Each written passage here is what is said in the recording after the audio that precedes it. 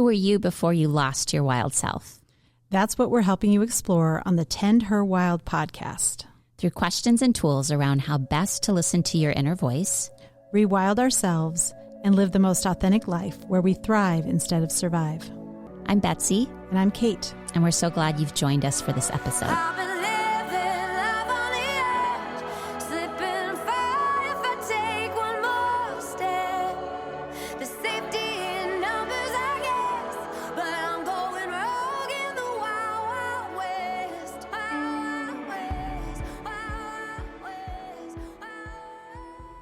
Hello, Tend Her Wild podcast listeners. In today's episode, we have two of our favorite people on. The deepest loves of our life. Yes. Our sons, who happen to be the same age and just returned from their first year of college. So we're going to introduce each of them. My son, Jack, is with us. And Jack is my youngest and my fiery one, I would say.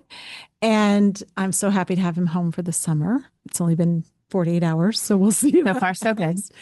And yeah, we're going to learn a little bit more about Jack, but I'm so happy to have you here, Jack. I'm glad to be here. Maybe. And I am here with my oldest son, Peter, who is just home from college. You've actually been home much longer than Jack Moreland, a couple weeks. And Kate and I got this idea because Peter came into my office a couple of weeks ago and we're like, oh, we should do a podcast with our sons. And so we want to talk about young men, and we realized that we've only interviewed 3 men on our podcast. So this is man number 4 and man number 5. So we're essentially doubling our statistics here around talking to men. We're excited to have this conversation. Welcome, Peter. Let's get into it. You have a good podcast voice. I like that. So why don't we have each of you talk about your first 10 years, because we always start. Well, first of all, have either of you listened to our podcast? Since we have about 160 episodes, have either of you listened to our podcast? No. I'm a great son. I've listened to a couple clips. I saw Greta on it, and did you see your sister on it, Jack? I listened to my sister a little bit, but I felt like I couldn't involve myself too much. Well, today's your day. Today is your day. Yeah. So we like to start off with asking our guests about their first 10 years. And we're just looking for your kind of summary of those early years, what you were like, what you remember as a child being kind of an important part of your childhood. What you remember about your mother. How your mother, yes, how wonderful your mother might have been. But yeah, so who wants to start? Who wants to be brave? I can start. Okay, Jack, stepping up. So I guess first memory of my mother.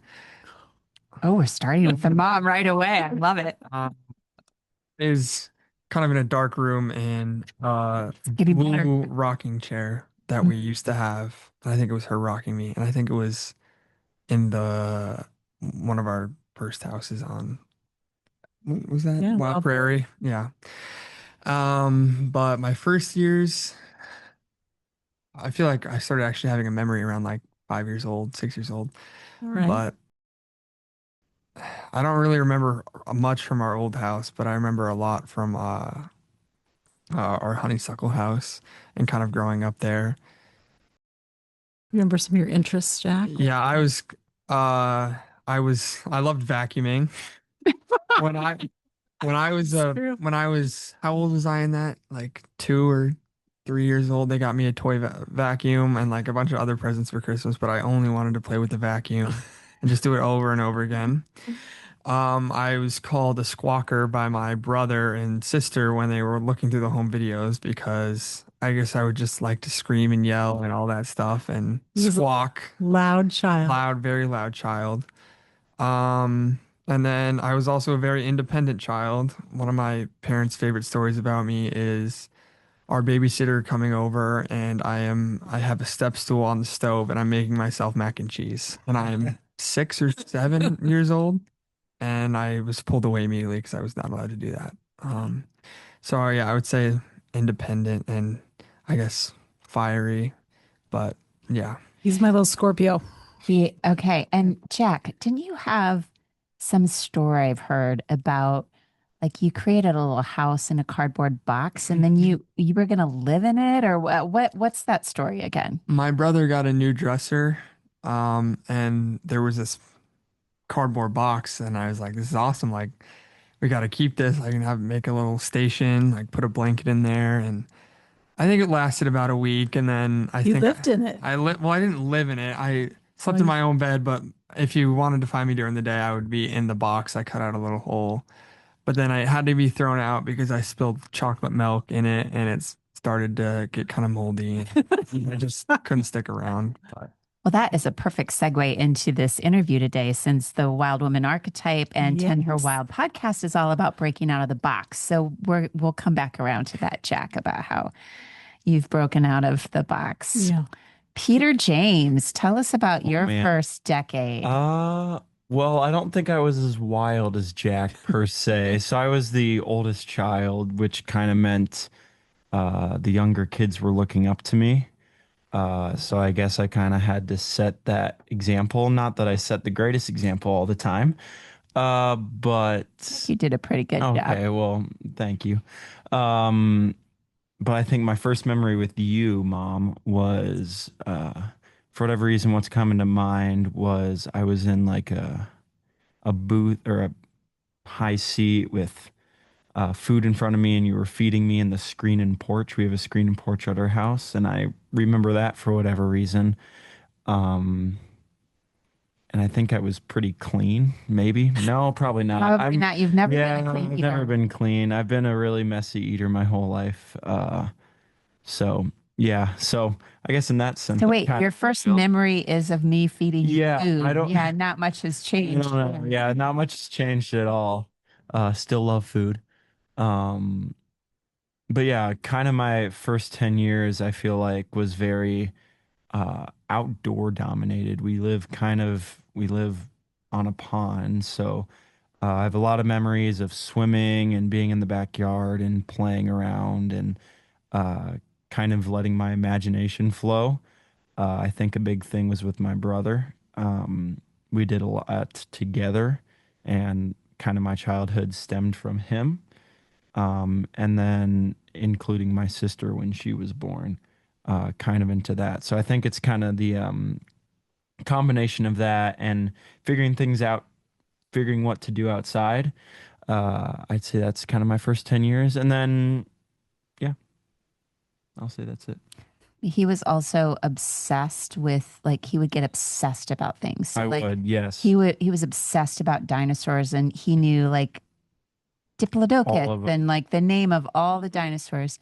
And then he moved on to Legos and then you're obsessed with Legos. Like you Yep. would deep dive into things in Yeah. big ways. I still think I'm that way. It started with cars, and then it was dinosaurs and trains and Legos, and And now what is it, Peter? golf. I'm a very big golfer, and I love that. But yeah, I think it's kind of shifted. I think that's kind of been my whole life. Even I can see that throughout my first 10 years that Yeah. it was very heavily on once I find something that I like to do, I kind of obsess over it and stick with it for a long time. I'm not one to like do a bunch of different things on a daily basis. I'm kind of just like, I'm addicted to this right now, so I'm going to put Yeah, all you my time commit into you this. commit Yeah, deep into things. correct. I feel like Jack's the same way, actually.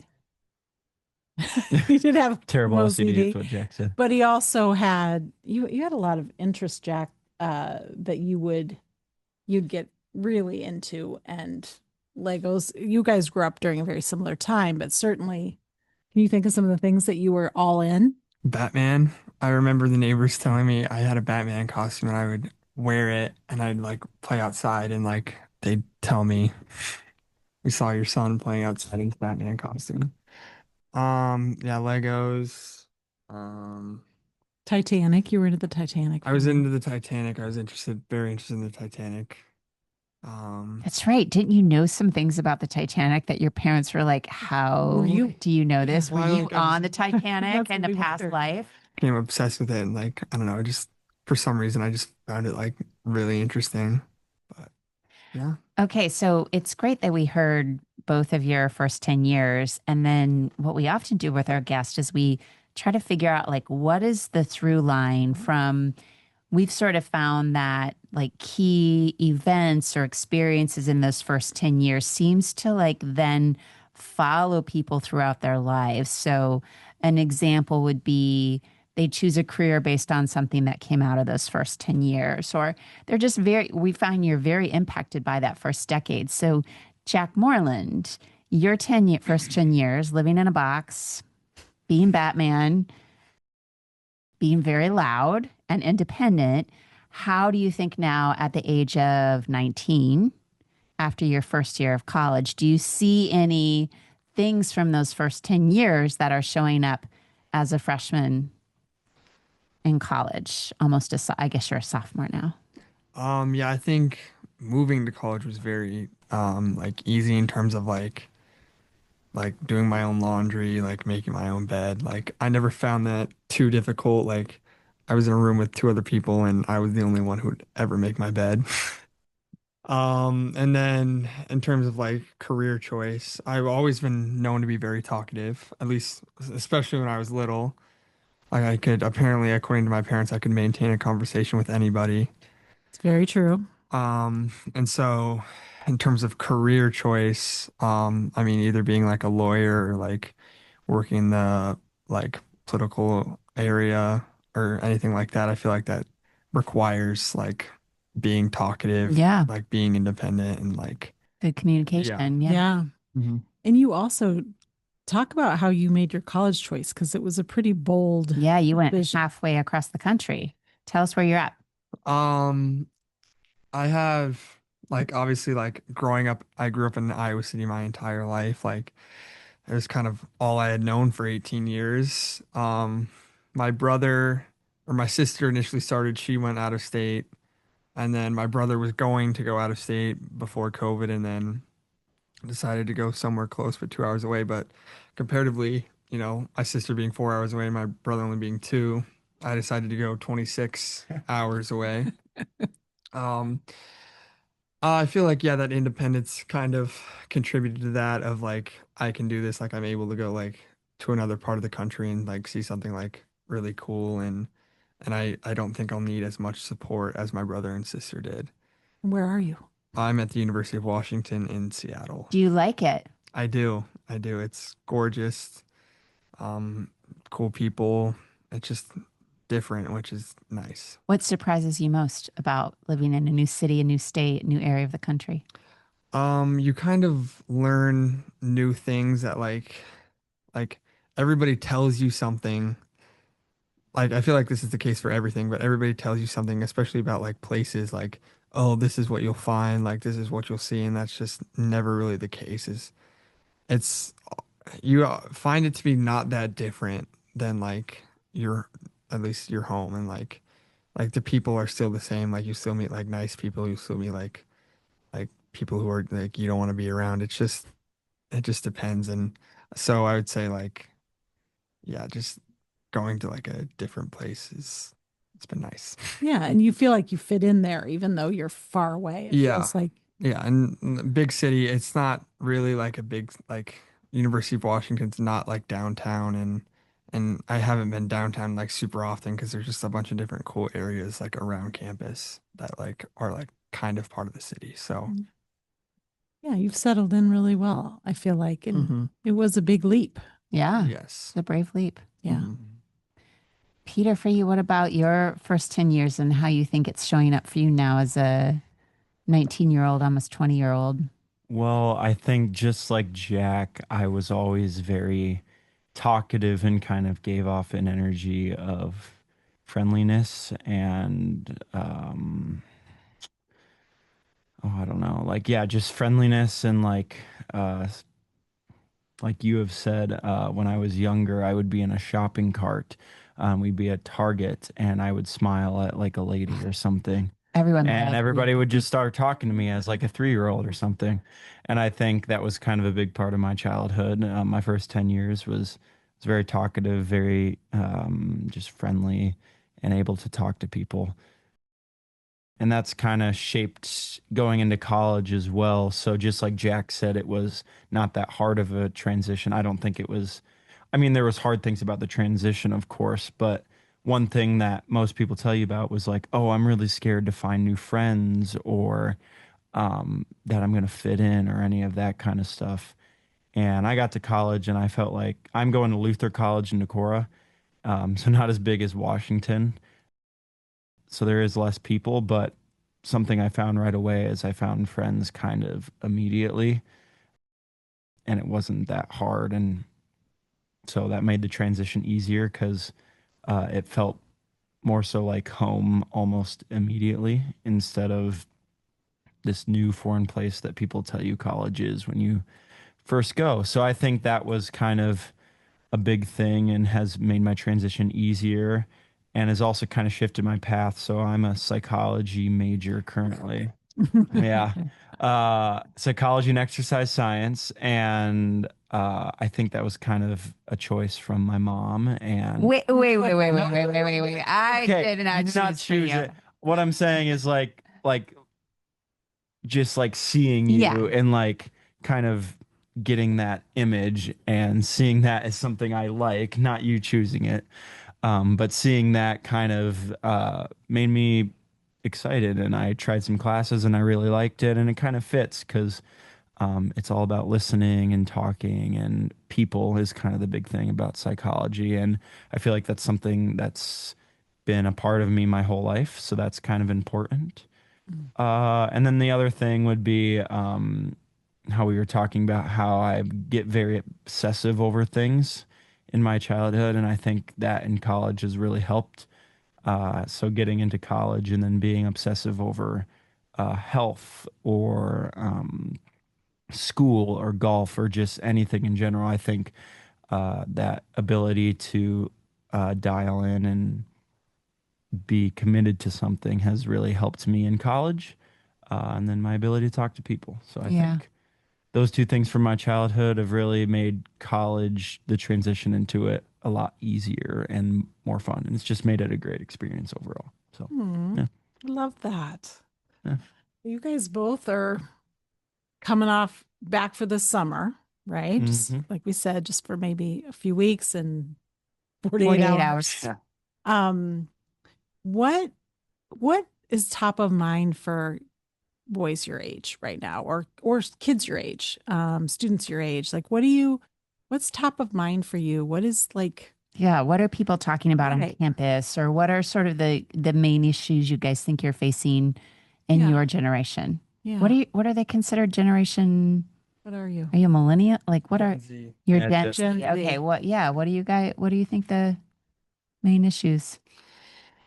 Um, I think one of the main issues for our generation is technology, especially with like our connection to it because AI. yeah, like AI or like I feel like our generation is the only one that is like completely grown up with like the iPhone or like the internet.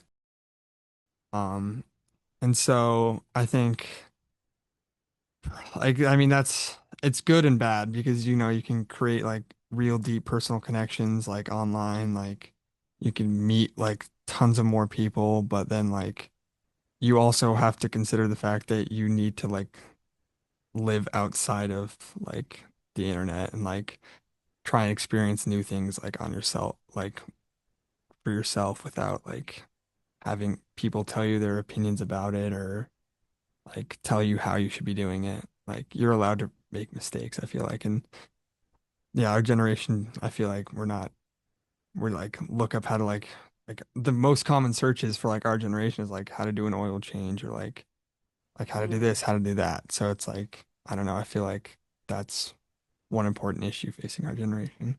Well, I think the thing about technology, and I think that is the big thing in AI and all this kind of stuff.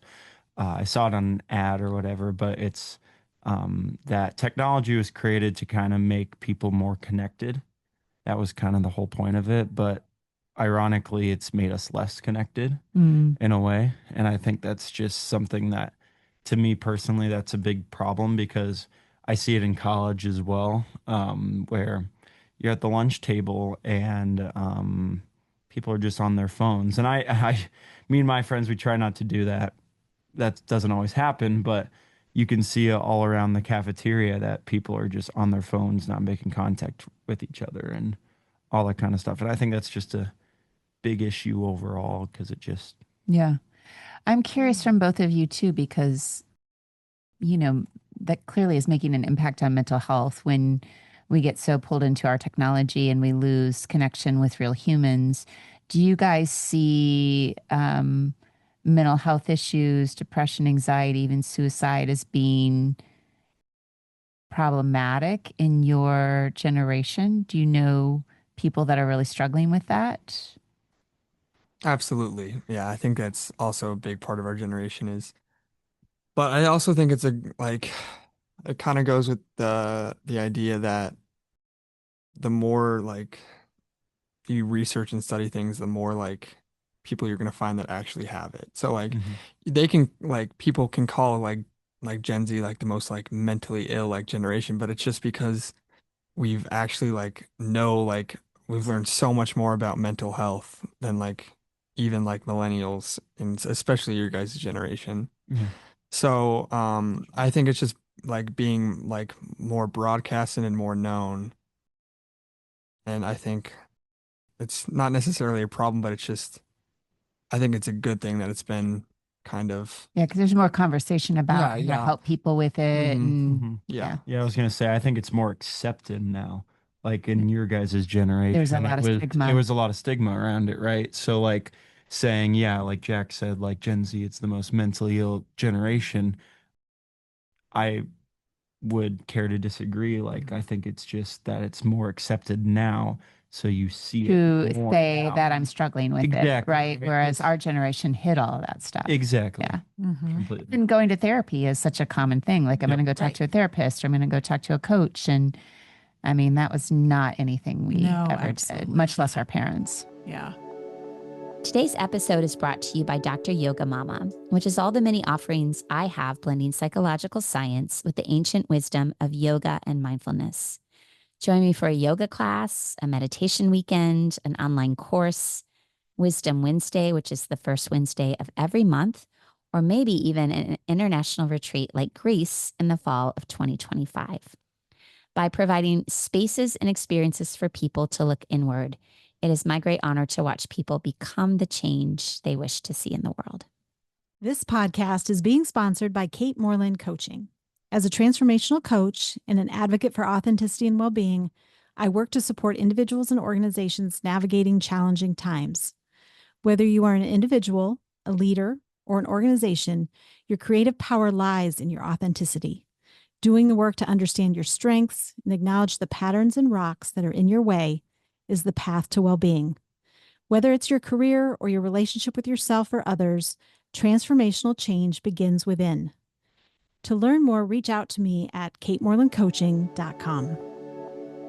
Yeah, so what else do we want to ask these boys? I feel like they're I know this is really enlightening. cool to hear their thought patterns on stuff. So, well, I guess what I'm curious about is, so both your mothers grew up with mothers who essentially stayed home, didn't have careers, right? Yeah. Were very much in traditional roles of cooking and baking and cleaning.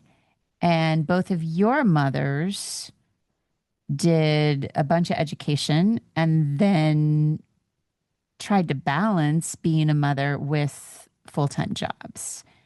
And I guess it's all they've ever known. So I'm like, what do you think of that? I was gonna That's all say. they've ever known, Ma. But I'm curious. Yeah, what you observed about that. Did Yeah. you feel like it was Do you feel like we were deadbeat moms because we were out? No, I'm kidding.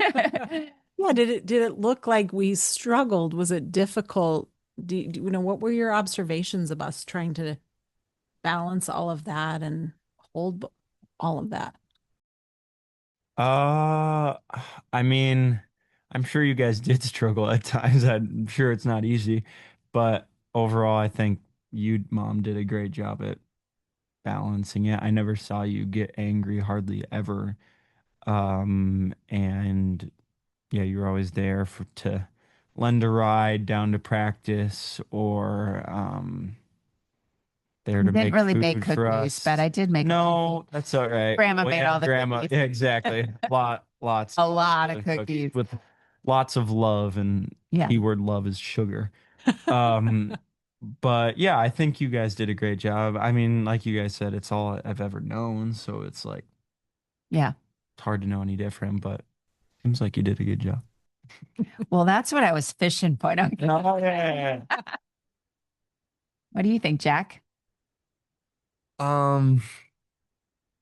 So I feel like my mom was more of a special case because Yes, she is. with my brother and sister, she tried work-life balance, and then by the time that she had me, she's like, kind of like, I feel like I can't do both, so I'm just gonna take a little time, and that's why I think me and her relationship is special because she always used to drive me around in the shopping cart and all that because I would run errands with her. I was basically her best friend, and then It's true. and then she got a career, New career. new career, and I remember when she worked for the school district, she was kind of stressed out, like kind of trying to like trying to make everybody happy, trying to please everybody, and it just wasn't working out. And then she quit, and I was kind of glad that she quit because her new job was like really awesome, and she like was able to like bring me to her office, and like I like met with her coworkers and her coworkers' kids, and her job at iCAD was like really cool. And then yeah, so I'm proud of her because she's kind of figured it out and figured out like what works. And she like tried it a bunch of different times. And she just, it was kind of just try and fail and until she figured out what works. And now she's happy. And I'm happy for her that she's happy. Aw, Oh, thanks, Jack. Jack.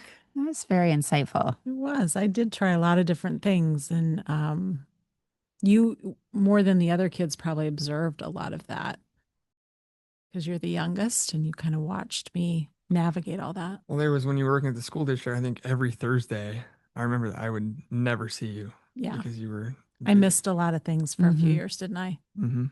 Yeah, and that's really the reason I left. And I always attribute you, Jack, to when I got pregnant with Jack, kind of unexpectedly, right? We always say that we got Jack in Detroit, but that's not true. Um, you became, when I got pregnant with you, I left the law. Mm-hmm. And You left I the left the law law. before I had Jack. And Mhm. I really wasn't brave enough to do it on my own, even though deep down I knew I should have, Jack, that it wasn't working for me, doing high conflict divorce work. So when I had you, you kind of became my excuse or my reason. I want to be home with Jack. And so you were my little lifeline, I feel like. I am just reflecting on the fact that I didn't realize, I knew you left the law, of course, but like you left the law because of Jack. And now what is Jack interested in doing potentially? Law? It's like you were like, let's just pass the baton on to baby Jack. I think I might have. Right? Yes. That's true, Jack. Yeah. It kind of helps that you have two lawyer parents that might Yeah. play a role in all of this too. Yes. Yeah. Yeah. Interesting. It is. Okay, so I'm curious too about your generation and the difference between, men and women, because that is also something we explore a lot on this podcast and the path of the feminine. And, clearly we're in a different generation than you guys, but what do you guys observe about the difference between boys and girls right now in college, men and women, young men and women? Like, do you notice a difference? Do you notice that the girls handle things differently than you? Like, what are just some of the big observations you guys have about the difference between gender and you may have trans friends too, so that also would be an interesting thing to talk about. So gender dynamics, that's the big topic that's the here. topic. Jack Moreland, you're up. Go. Okay. Go. So I feel like there's two different sides, especially with our generation. There's an online and then there's an actual like in-person relationship. Online, it seems like, as you guys kind of alluded to earlier, that there's kind of like a gender war. And it's a sense of um like there's they're just at conflict of like men and women can't be friends, like especially like men will talk about how like, oh, like women are cheaters and all this, and like I don't know, it's Like just there's a pie, kind of like there's not enough for everybody. yeah, there's yeah, exactly. Like there's a pie. There's not enough for everybody. Like women and men are like you're not gonna be able to find like the one that you need and like all that stuff. But like in actuality, I think that that's just absolutely not true. Like in person, like you can have relationships with women, you can be friends with women. Like it just, I don't know. It's, and like women in terms of handling problems, I think that their problems are a lot more like known. They talk about it. And in terms of men, it's just kind of like, I don't know, you just try and like push it down or just ignore it. Or, yeah.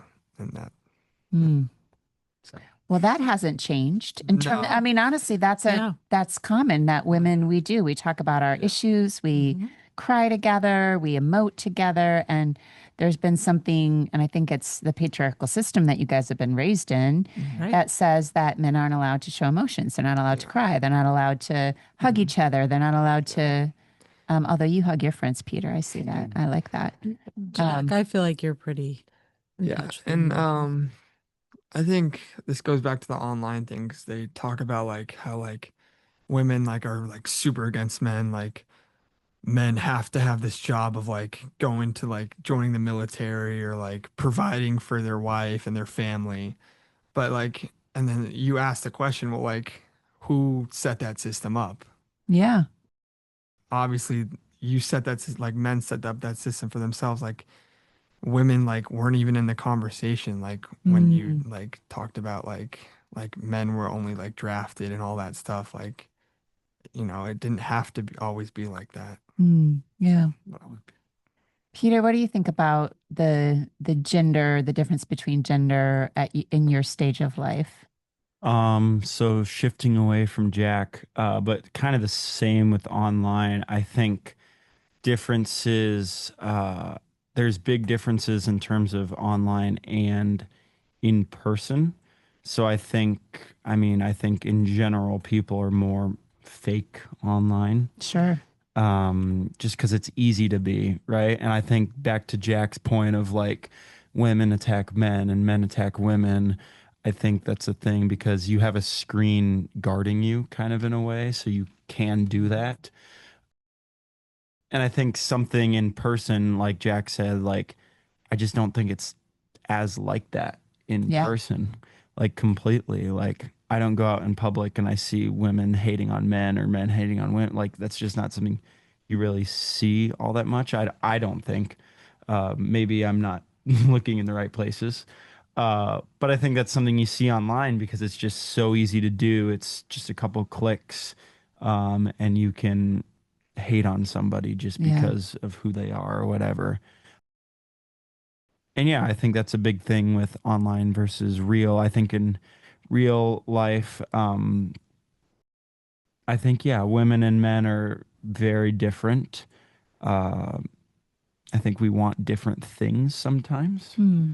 Um, but I don't know, I think we're meant to live in harmony and Aw. good. So, yeah, Yes. I think, I'm really struck by how both of you guys articulated it so well that and I love that you're both aware of this, that the online, like there's two worlds going on right now. Mm. There's like this virtual world going on.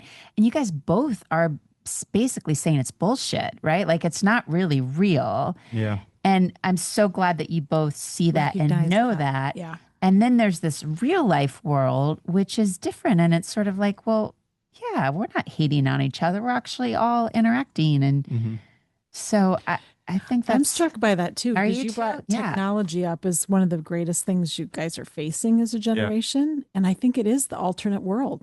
Yes, the virtual reality. And we have to like figure out it's not real. Yeah. And the importance of staying in the real world if we really want to connect with people. Yeah. Correct. Like that is right. That you cannot do that at the same level. Mm-hmm. And I think that's where we tend to lose our humanity, maybe, is Yeah. having that screen to protect us and being able to say, like you said, Peter, anything to anyone and put people down. With a pseudonym. So you like people Yeah. don't even know who's saying those horrible Right. comments. Have you guys had any like haters or negative things come via social media or anything like that that's been hard or damaging to Yeah. your self-esteem? Are you fed things like that you feel like are coming up in the algorithm to you? I wouldn't say I've gotten hateful comments, luckily. Hopefully that doesn't change after this. I'm kidding. But yeah, I think you're fed it in terms of TikTok and Instagram and all that kind of stuff.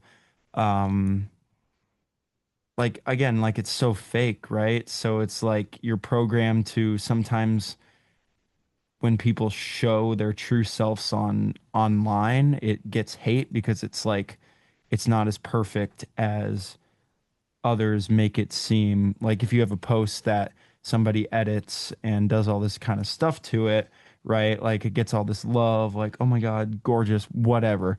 And then you post a real post of, I don't know, who you actually are. I think that can get more hate because it's like it's not perfect and it's not what people want to see, because people go on Instagram and I don't know. I just think social media in general just makes you feel worse about yourself. But I love that, again, that you guys know it. Yeah. Like you're aware that social media is like, it's just kind of a form of entertainment, but it's But the problem is it's like it's just hard to hard to give get off up. of it. Yeah. I mean, just in general, just because it feels like you're missing out, and that's just kind of what we've been programmed Yeah.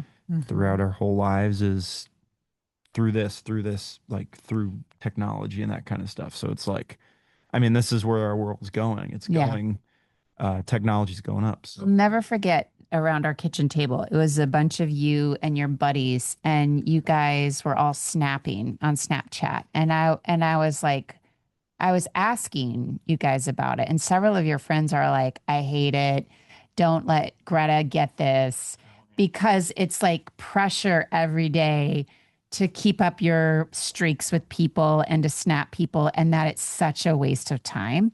And it was so fascinating to me that these young high school kids essentially were saying, like, I don't like this, but to your point, Peter, I'm doing it because I don't want to be left out, which is human nature, but especially when you're 19, like you don't want to be left out.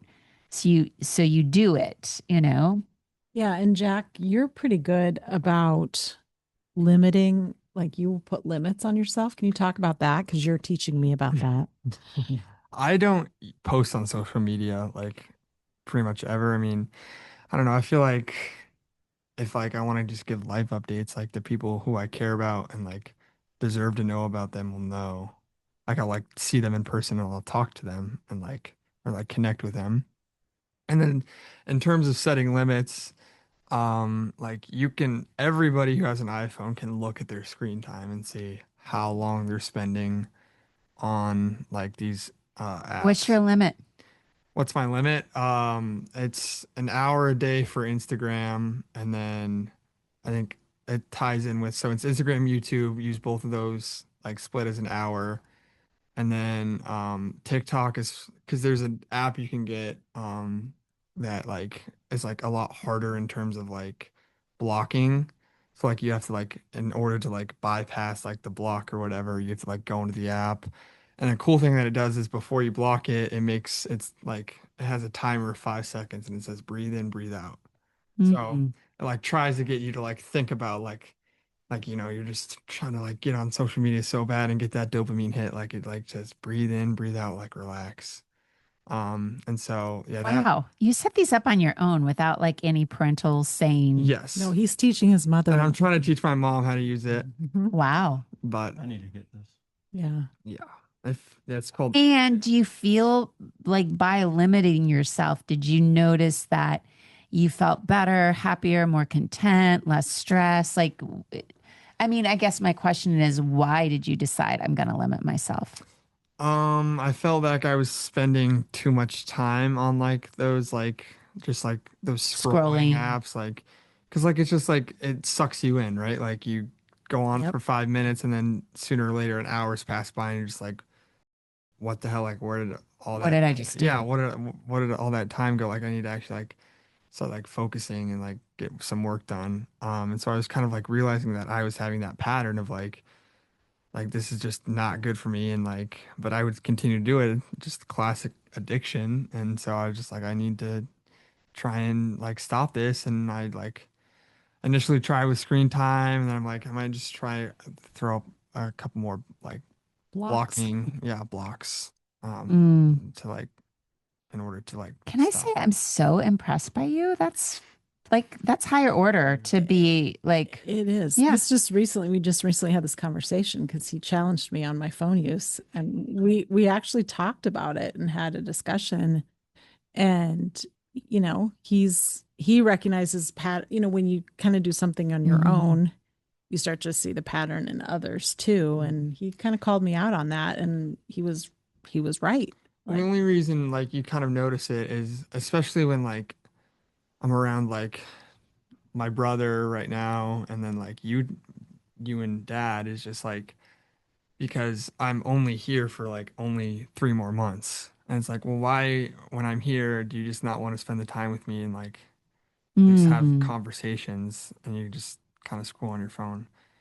And it's not to say like you always need to like have like talk with like a family member. Like you're allowed to like take breaks and like, you know, Zone out. yeah, and yeah, zone out. It's just like, I don't know, I just noticing it a little too much, and I don't know, I just I like that pass. though, that because it goes back to our conversation of like there's two worlds going on. There's like the virtual world and then there's a real world. And you're like, hello, people. yep, We're all here together right now. This doesn't happen that often. Let's engage. So yeah. I think you can also share social media with your family too. Like she finds it annoying, but me, my brother, and my dad all like share like dumb YouTube clips with one another and then quote it all the time. And she she doesn't think it's funny, but I think it's the funniest thing. sometimes it's funny, sometimes it's Well, annoying. yeah. Yeah, it is kind of part of your relationships. Mhm. Um, Yeah. It's in a the way. picture, really. Yeah, they Yeah. send back movie clips or, Yeah. memes and stuff, and it's a way to connect. Hmm. But you're right, Jack. If that's all the only way you connect, it doesn't feel like Feels pretty you're living empty. in the real Mhm. world. Okay. So I have kind of a final question to, sort of bring us all together. I mean, clearly, you guys are both super intelligent young men. You're motivated. You've got plans for the future. We're living in times that are there's a lot of turmoil. There's a lot of political unrest. I mean, clearly, we're all aware of global warming, and what that all means for our future. What do you guys think about that? Do you have fears of the future? And then also what do you want to do in Yeah. this world, right? Like, so I guess it's kind of a twofold question. Yeah. Like, do you have concerns about where our world is going? How does that impact your thinking about your future? And then what do you want to do with your future? Yeah. Great question. Peter, you want to go first? Sure. So I kind of have fears all the time about the future. I mean, I've kind of lived under the notion my whole life of, in high school especially, of live in the present, just take it day by like live seriously in the present. And I think that's like it's a great thing to do because you're enjoying life to the fullest and you're able to take things out of it. But more recently, I think I've started to look more to the future. Um, as well as still staying in the present. And I think that's an important balance to have, as well as looking in the past, having kind of the balance of the three. But so, yeah, like I said, more recently I've looked in the future and I've had a lot of fears about like what is my purpose in the world and how am I going to impact the world to make it better? Like, how am I going to impact mankind and do something that kind of creates a ripple effect and actually makes a difference in this world? Because that's something that like in high school it was like, oh, I'm just having fun and whatever, but now I'm like, okay, like I don't want to live in a shitty ass corporate job and just like and clock in, clock out and like feel like I've done nothing, right? So I've kind of shaped my whole perception on obsession and obsessing over things on figuring out how I'm gonna make the world a better place. And I think that for me has been like um, psychology and getting that degree and then helping people. And I'm a golfer and I really enjoy sports and that whole side of it. And I think something for me that I really think could make a difference was to be a sports psychologist, possibly. That's my current perception. And by doing that, helping athletes become better. And that to me feels like a good path because it's helping people. And I think just in general, helping people and making people better at something they love to do would bring me joy as knowing that I'm creating a ripple. I'm spreading positive actions to other people. So yeah, I've definitely thought about my future a lot. And it's scary because like I don't know, is that what's going to actually happen in 4 years or is it going to be completely different? But all I know is I want to do something that makes a difference. And that's what's really important to me. So, yeah. Peter, that's I know. love that. My mama heart is like, I know. And the idea of the ripple effect, because you Yep. and I, Kate, talk about the ripple effect all the time. And I do think, did you hear that from me? Have you been listening? Never listens to the podcast. How about you, You listen to Jack? your mother, though, occasionally. Sometimes. How about you, Jack? In terms of the future, I feel like, especially like media and just the US, it's just kind of hard because all they talk about is like what's going wrong in the world, especially in the US, and it's really, really easy to get caught up in it and just feel so insignificant and like you can't like do anything, like I'm powerless, like.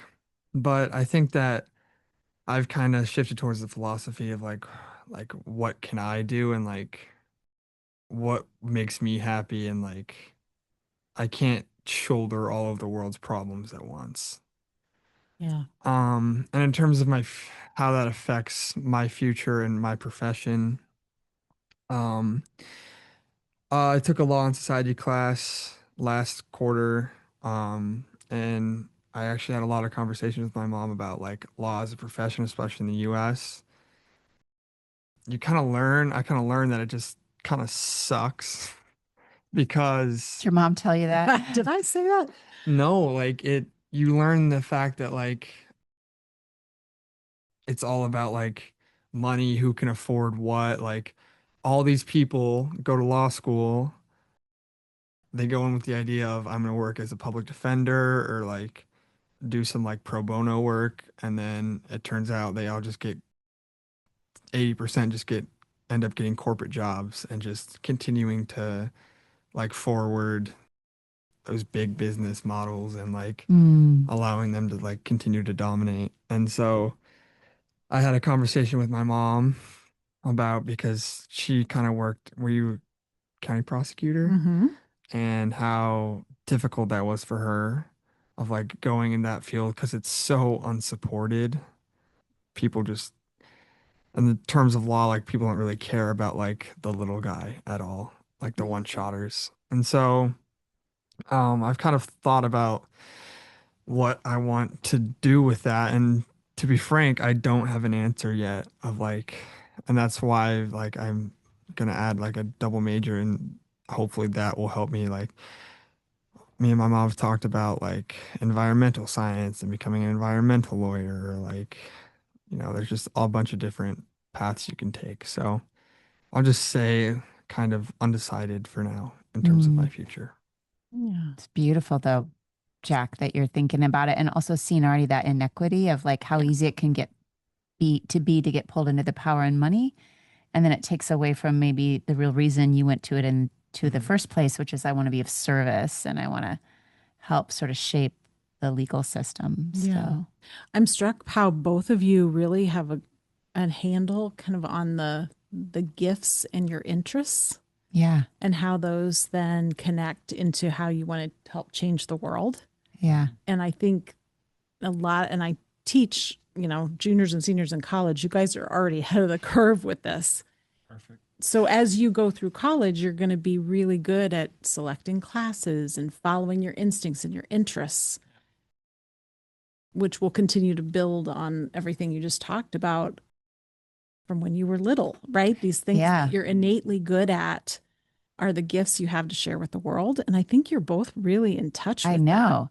Well, and Kate, I'm just totally struck, and my moment of aha was, okay, these are our boys. Mm-hmm. Clearly we've had an impact on them, but like my boys following in my footsteps and your boys following in your footsteps in many ways, right? And Yeah. I didn't think really about put that that. together until this moment. I'm like, oh, that's kind of crazy. It is. Yeah. It is. That never even came up. No, until we this hadn't very even moment. until that very moment. Yeah. Yeah. Well, I want to just ask maybe a final question. Sure. As your mothers have been on this road of connecting with our wild woman archetype, which I know is a big concept we've talked a little bit about with you boys ahead of time, but should we define that yeah, for we'll them? define it again just to give you really this idea that we've been returning to ourselves and reconnecting with our hearts and our natural instincts and our intuition, all those things that we kind of lost years ago, or they get chipped away because of culture and society, and we try to follow things that aren't meant for us. And so we've been returning to ourselves, and that's what we talk to women about all the time. So I'm curious from your perspectives whether you've seen that happen for your mom, Peter. Like what does that resonate? Have you kind of watched her kind of come back to herself, or is there anything that resonates with you about that and where your mom's concerned? That's a good question. I'm gonna have to think about that. Yeah, I think she has kind of returned to herself. I think growing up, I don't know how to phrase it. It was just different in a way, not like a bad different at all, but I think it was, our family was so go, go, go and bustle, bustle, bustle that, mom was running people around the house, and it kind of felt you were being more like not a stay-at-home mom, but kind of more of a stay-at-home mom than working for your actual profession, because you'd take care of us three kids. You were constantly doing that. Like, okay, we got to go to cello, we got to go to golf, we got to go to football, we got to go to basketball, whatever, right? Like, we had to do all this stuff.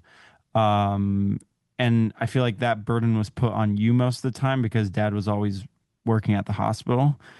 And not necessarily that's a bad thing, but I think something that I've seen shift in you is, um, as we grow older, you don't have to take care of us as much, and that kind of has allowed you to find your true self and go back to like what you want to do. Um, and yeah, so I have seen that. I've been focused on my own journey, and I'm sure my siblings have been on theirs, but kind of introspection and like looking to you. I don't know if that's the right word, but yeah, I think looking back on that, yeah, you definitely have returned to who you're actually supposed to be now that we have gotten older and given you time for you. Oh. Tough question. You did really well. Wow. You did. It's beautiful. It's beautiful. Jack, what do you think about your wild mom over there? What have you seen in the last couple years?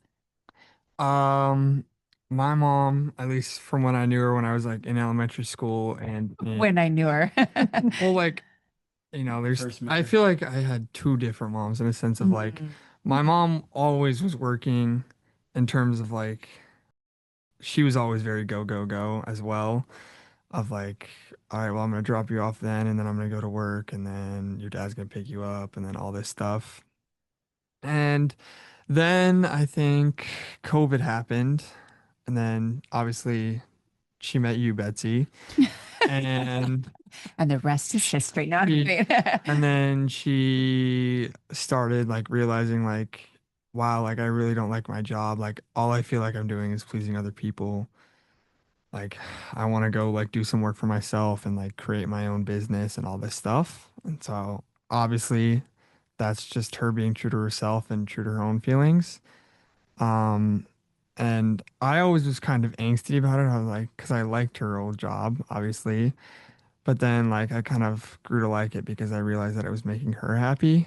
And that's kind of all that was important in that sense. And then she started going on those retreats and Those retreats. and I saw that she was enjoying that and she loved that. And that was making her happy. And I never, again, when I was like in elementary school, like in junior high, like she never really went to those places, like out of the country ever. And so I think that's kind of her rewilding herself. And she met me. And then she met Betsy. And so, yeah, I think Mm. that's just, she's just been more true to herself. And recently, when I came home, she created a new rule that all dishes had to be put in the dishwasher. There's not supposed to be a single dish out. Like if you use a dish, you wash it, you put it in the dishwasher. Like she's over it. So Have that rule. Wait, can you say that again? I said we should probably have that rule. Oh, I like that. Thank you, Kate. Yeah, well, I have a lot of boy energy in my house right now because two of them are home. And I just said, this is how it's going to be this summer because I'm not cleaning up after people. That's not my job. So I kind of stepped into my own power and spoke my truth, didn't I, Jack? and then we joke about how confusing it is when we do it to you. And you don't find it that funny. No, it's not funny. Hmm. Well, I have loved this conversation. I've Me been too. surprised, but I'm mostly just so impressed with both of you. And I'm so proud of them. I know, really. I feel like, you and I can get in the overwhelm of our world and our culture and like the idea of, it's just there's no hope. But our theme for this season is hope. yeah, And I feel like you two just reflected a whole heck of a lot of hope I agree. around the future and these bright minds, and both of you so clearly wanting to be of service. Mm-hmm. Yeah, you're good eggs, You are man. good eggs. You're gonna do great things. Yeah. You're gonna make an impact. And I think that's all we can really want in this life, right? And you're already on really good paths for that. So Yeah. Thank you, Jack. thank you, you. Peter. Peter. Thank you guys for having us. It was fun. It was And- our pleasure. For raising us as well as you guys could have. Yes. Aw. Tried your best. Okay. Thanks, boys. Yeah. Thank Thanks, you. Kate. Thanks for joining us today. If you like this podcast, please subscribe, rate, and review. Come back and rewild with us again next week.